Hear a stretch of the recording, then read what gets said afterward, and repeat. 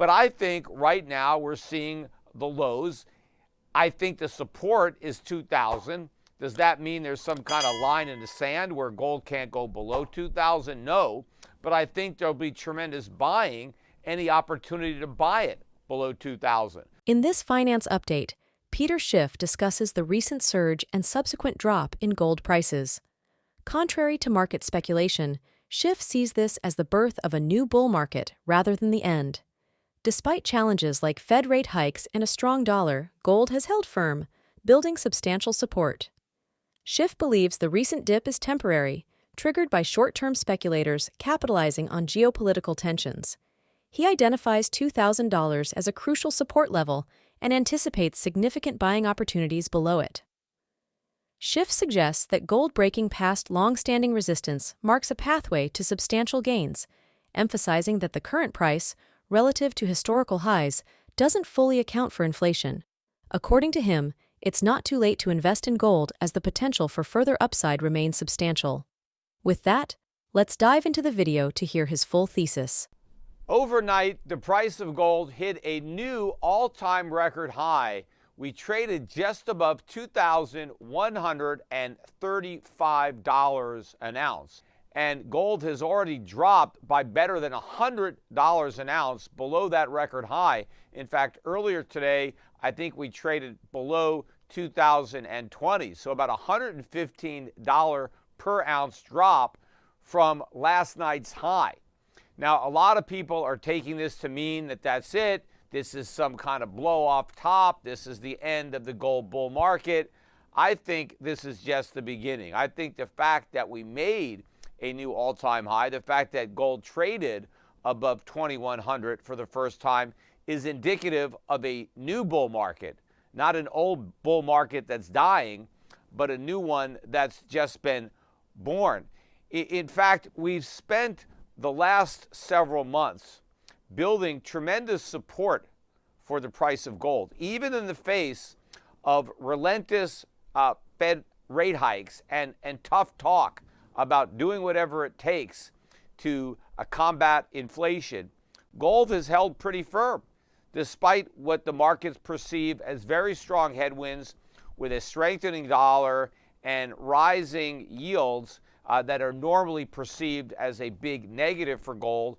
Gold has held up very well, and we haven't seen much in the way of a decline.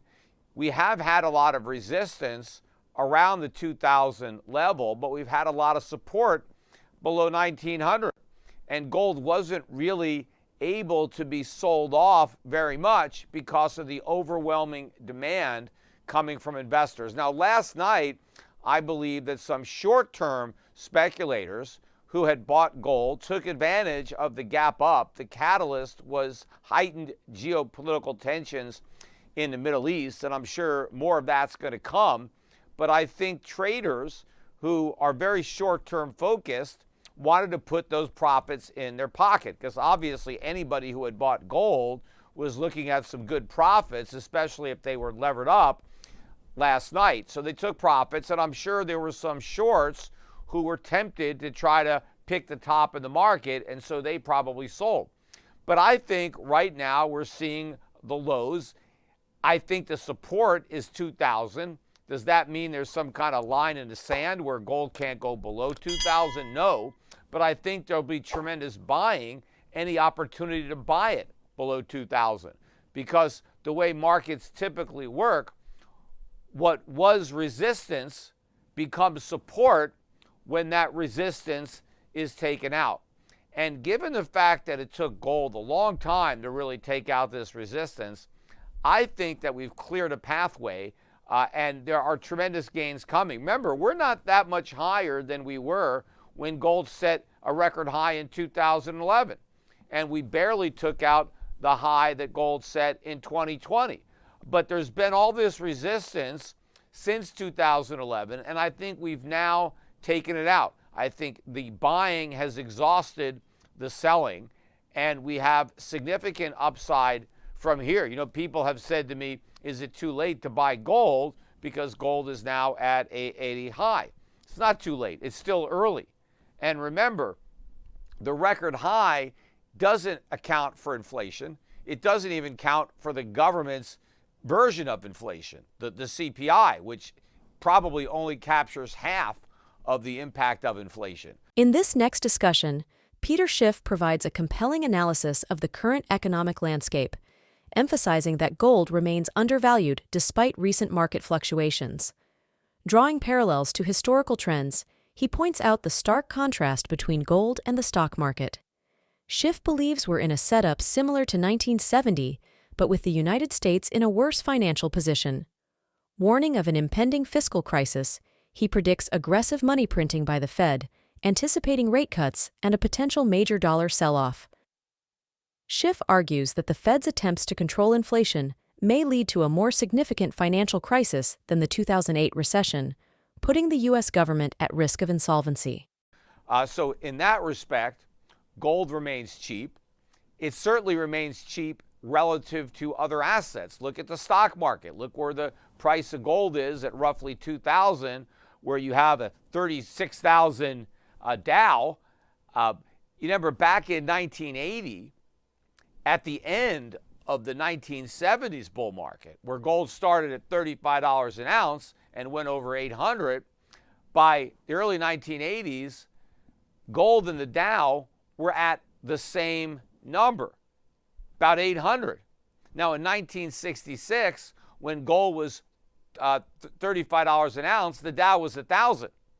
So think about the enormity of that decline in real terms. The Dow Jones dropped far more in gold terms than it did in dollar terms, and people who had the foresight to load up on gold in the late 1960s, early 1970s, because they understood the consequences of the huge deficits and the inflation that was being created in the 1960s and early 1970s, they made a tremendous amount of money.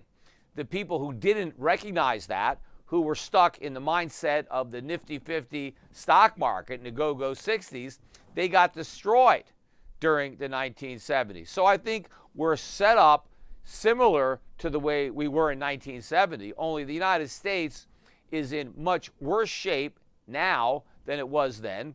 Back in 1970, we were still the world's biggest creditor nation. We still ran large trade surpluses.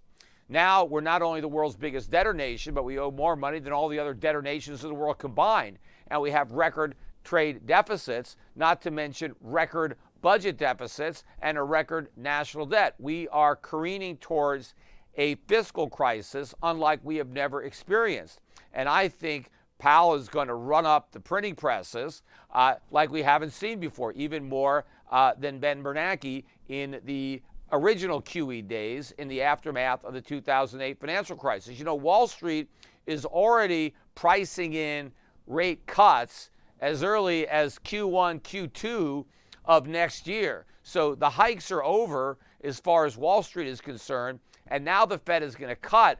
Well, if gold couldn't go much below 2,000 when the Fed was hiking rates, imagine where it can go now that it stopped hiking and is about to cut, especially when the markets come to terms with the reality that inflation is not dead, that inflation never came near the Fed's 2% target, but where we are now, maybe 3-4%, that's as close as the Fed's going to get, because I think we're getting close to a major dollar sell-off. The dollar rallied a bit today, and that might be one of the reasons that we got the sharp reversal in the price of gold. But I think the dollar's days are numbered here, because I think the world is figuring it out that we're in this box, and though the Fed can bark about fighting inflation, it really can't bite because it doesn't have any teeth, because if it really does what it takes to put that inflation genie back in the bottle,